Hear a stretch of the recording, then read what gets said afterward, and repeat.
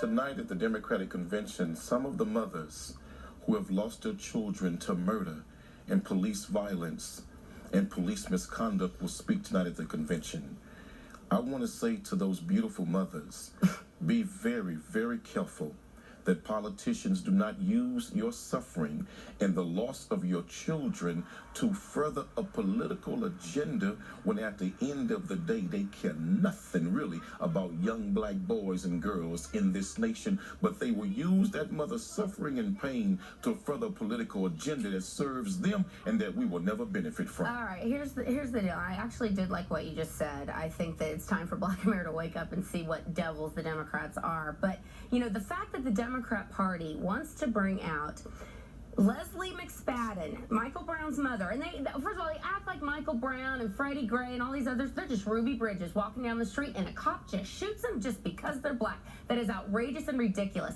Practically every single one of these high-profile cases, these people have had major records, and a lot went on that the cops were eventually found not guilty for. Now, Leslie McSpadden, Michael Brown's mother, is getting up there tonight and going to lambast the police. This woman on social media has a picture with Hillary Clinton, and she celebrated the facts that the police officers in Dallas and Baton Rouge were murdered by people from Black Lives Matter who took that rhetoric and ended up murdering a police officer. Black Lives Matter is a terrorist organization. They continue to prove themselves to be so, and the Democrats, for putting these mothers up there, are disgusting. These mothers need to be very careful that they are not used, because for far too long, members of both parties, Democrats and Republicans, have used the suffering of black people to pretend like they are friends, and there's a smile with a frown turned upside down. We must use the suffering of our people to mobilize our people for a better America and for a better future for our children. That was a lovely speech. I did appreciate that. But the bottom line is, people like DeRay McKeeson, head of Black Lives Matter,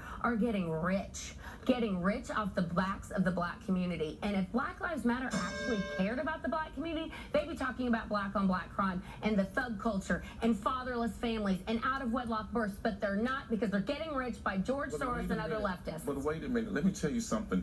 The first out-of-wedlock births that started in the black America was started was started by white men raping black women who couldn't father those children. Started by Democrats. When you want to talk about the first program of thugs in America, the original thugs in America was white men, not these little black brothers on the corner. You know what? So guess what? Those thugs were made in America by your ancestors. The thugs were made by the Democrat Party. Who runs all the inner cities? Who runs welfare? Who runs food stamps? Democrats. Angela, to you it's the Democratic Party. To us, it's wicked, evil racism in both parties that has contributed to the downfall of black America. So don't talk about thugs in the black community, because you all are the mothers and fathers of thugs in this nation. Yes, black people are being treated indiscriminately. Ask the Indians who's the real thug. That's a good one. Ask black people who's the original thug. Democrats did the Indian resettlement as well. Yay, Democrats!